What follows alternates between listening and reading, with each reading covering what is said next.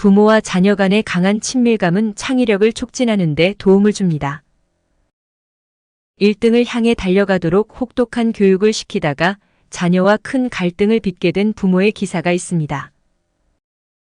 전교 1등을 하던 순한 고3 아들이 지난 4월 자퇴서를 내밀며 부모 동일안에 도장을 안 찍으면 아파트에서 뛰어내리겠다라고 했는데 그때 아들의 눈길엔 살기가 등등했고 등짝을 후려치자 왜 때리느냐라며 달려드는 바람에 집 밖으로 도망쳐야 했다고 합니다.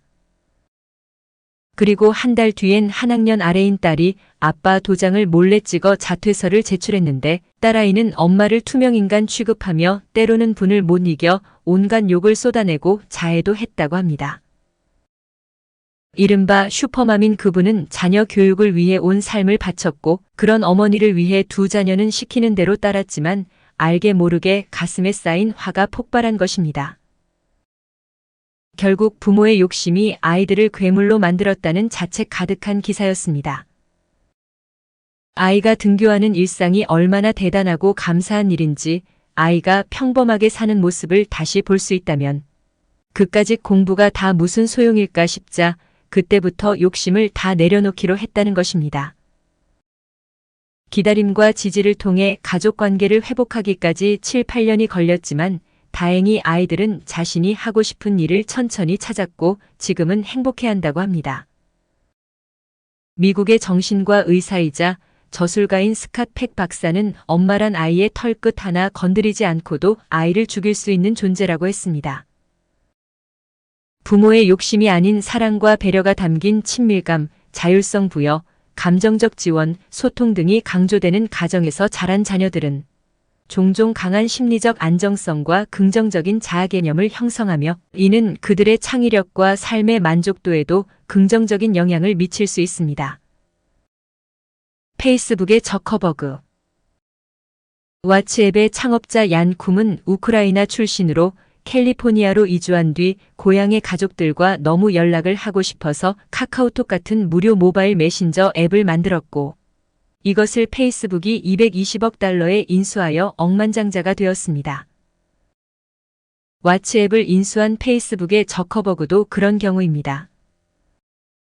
저커버그의 아버지는 치과의사였는데 자녀들과 많은 시간을 함께 보내며 성장하는 모습을 지켜보는 것을 좋아했습니다. 일이 끝나면 늘 가족과 시간을 보냈고 엄격한 권위를 내세우기보다는 아이들과 격의 없이 장난치고 노는 것을 더 좋아했던 아버지는 저커버그의 진료 시간에도 병원보다 살림집에 있는 경우가 더 많아서 환자가 오면 간호사가 부르러 오곤 했습니다. 저커버그가 13세 때 아버지는 간호사가 부르러 오지 않아도 환자가 온 것을 알 수 있다면 좋을 텐데 하고 혼잣말을 했습니다. 아버지의 고민을 들은 저커버그는 아빠, 그거 제가 한번 만들어 볼게요. 그동안 배운 컴퓨터 실력을 보여드릴게요라며 며칠 후 프로그램을 만들었고 마침내 가족용 네트워크 저크넷이 탄생했습니다. 이 프로그램은 초보적인 메신저 프로그램으로 병원과 집에 있는 컴퓨터들을 연결해 간단한 메시지를 주고받는 것이었습니다. 사람과 사람을 연결해주는 페이스북의 전신이 만들어진 감동적인 순간이었습니다. 이처럼 부모와 자녀의 친밀한 관계는 부모의 사랑을 느끼게 해주고 자녀는 그 사랑에 보답하는 방법으로 창의력을 발휘하게 됩니다. 조선의 창의융합 인재 율곡 사임당의 자녀들도 엄마와 친밀감이 높고 대화도 많았으며 가장 가까이에서 지내며 관찰했기 때문에 사임당의 생각, 정서, 태도, 마음 등 일거수일투족이 자녀에게 스며들었습니다. 율곡의 저서나 정책, 생활 속 실천들이 어머니 사임당의 철학과 사람을 대하는 태도에 그대로 묻어나는 것이 그 점을 입증해 줍니다. 사임당은 아랫사람들을 항상 존중하며 언어도 삼가서 했습니다. 이런 사임당의 일상을 보며 자란 율곡과 매창은 서자나 노비에 대해 존중하는 태도를 취했고 힘들게 살아가는 백성들을 위해 정책을 세우고 펼쳤습니다. 이렇듯 부모와의 친밀감은 때로는 효를 행함으로써 또는 자신이 하는 업무 분야에서 문제 해결 능력과 그것을 넘어 창의력으로 나타나게 됩니다. 세계에서 가장 많은 발명을 남긴 에디슨. 에디슨도 자신을 유일하게 인정하고 받아들여 주었던 엄마의 사랑에 대한 보답으로 전 인류에게 편리함을 선사한 경우입니다. 모든 것에 호기심이 왕성했던 에디슨은 어느 날 알에서 병아리가 부화되는 것을 보고 신기하게 여겨 자신이 직접 병아리를 부화시키겠다고 닭장 속에서 알을 품기 시작했습니다. 이를 본 가족들은 모두 에디슨을 웃음거리로 생각했지만 어머니는 이 아이는 다르구나, 뭔가 특별한 면이 있어라며 어린 에디슨을 특별한 존재로 인정했습니다. 그렇게 성장한 에디슨은 세상 사람들에게 전기와 전구를 선사했고 지금 우리 모두는 그의 혜택을 받고 있습니다. 에디슨의 다름을 인정한 어머니의 무조건적인 수용의 결과였습니다. 에디슨의 발명품들을 살펴보면 대부분 여자들이 사용하는 것들이었습니다. 특히 주방에서 쓰는 물건들이 많습니다. 그 이유는 아마 부적응아로 지목되어 학교에서 쫓겨나다시피 한 에디슨의 다름을 인정하고 그의 독특한 개성을 이해한 엄마가 있었기 때문이었을 것입니다. 그 후 에디슨은 홈스쿨링을 통해 엄마를 선생님으로 하여 학업을 계속 이어갔습니다. 빵을 화덕에 구우면서 숯을 피워 다림질을 하고 음식이 상해서 속상해하던 엄마를 보며 공부하던 에디슨에게 주방에서 벌어지는 일들은 모두 자신의 공부 소재이고 발명의 소재가 되었을 것입니다. 자신을 한없이 이해하고 인정해준 단 한 사람이었던 엄마를 위해 어린 에디슨은 엄마를 기쁘게 해줄 수 있는 물건을 만들고 싶었을 것입니다. 그리고 그렇게 만들어진 창의적인 물건들이 오늘날에 이르기까지 수많은 엄마들에게 편리한 생활을 선물한 것입니다. 부모에게서 무조건적인 사랑을 받고 친밀한 관계를 가진 아이는 반드시 어떤 형태로든 그 사랑에 보답하는 법입니다. 자녀를 사랑한다면 미켈란젤로처럼 이처럼 원석이 가진 힘을 철저히 믿었던 또 하나의 거장이 있습니다. 바로 미켈란젤로입니다. 자녀들의 재능을 파악할 수 있는 관찰이란 집중해서 생각하기, 즉 명상입니다. 자녀의 특성을 알아낸다는 것은 자녀를 집중적으로 생각하는 것이고 명상과 다름없습니다.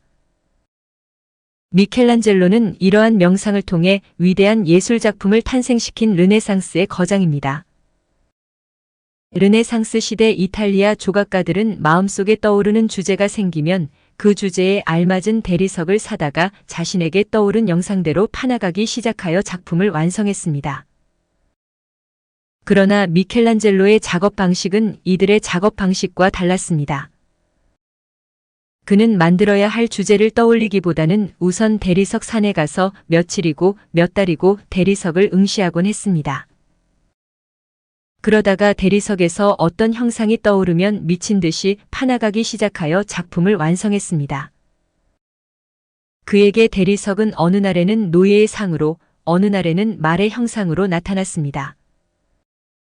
즉 미켈란젤로는 자신의 의도대로 작품을 만든 것이 아니라 각각의 대리석이 말하는 대로 대리석의 특성에 맞게 대리석에서 형상을 끄집어내 조각 작품을 만들어낸 것입니다.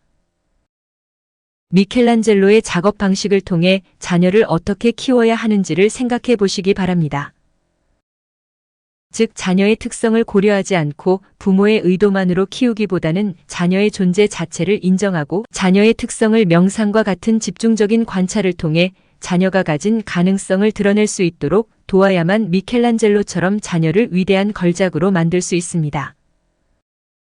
미켈란젤로가 위대한 것은 미약한 인간의 힘으로 무언가를 하려 했던 것도 그의 솜씨가 남들보다 더 뛰어난 것도 아닌 자연이 가지고 있는 신의 손길을 그대로 드러내려 했던 겸손함이었습니다.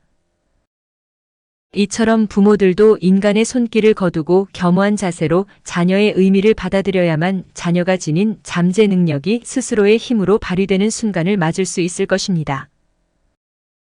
세상에서 부모가 되는 일보다 더 중요한 직업은 없습니다. 부모를 사랑하는 자는 남을 미워하지 않고 부모를 존경하는 자는 남을 업신여기지 않습니다. 아이가 실패를 해도 부모가 믿어주고 격려를 해준다면 아이는 또다시 시도할 수 있는 힘을 갖게 됩니다. 자녀 교육의 핵심은 지식을 넓히는 것이 아니라 자존감을 높이는 데 있습니다. 온갖 실패와 불행을 겪으면서도 인생의 신뢰를 잃지 않는 낙천가는 대개 훌륭한 부모님의 품에서 자라난 사람들입니다. 자기 자식을 아는 부모는 현명한 부모입니다. 최고의 가르침은 아이에게 웃는 법을 가르치는 것입니다. 어린 시절에 부모를 마음 깊이 사랑하는 법을 배우지 못한다면 누구도 깊이 사랑하는 법을 배울 수 없을 것입니다.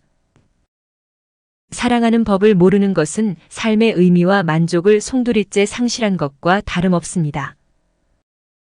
부모란 자식을 키우는 사람이 아니라 자식을 사랑하는 사람입니다. 무엇보다 부모가 행복해야 아이들도 행복합니다. 감사합니다. 구독은 당신의 지식을 더욱 풍부하게 만들어줄 열쇠입니다.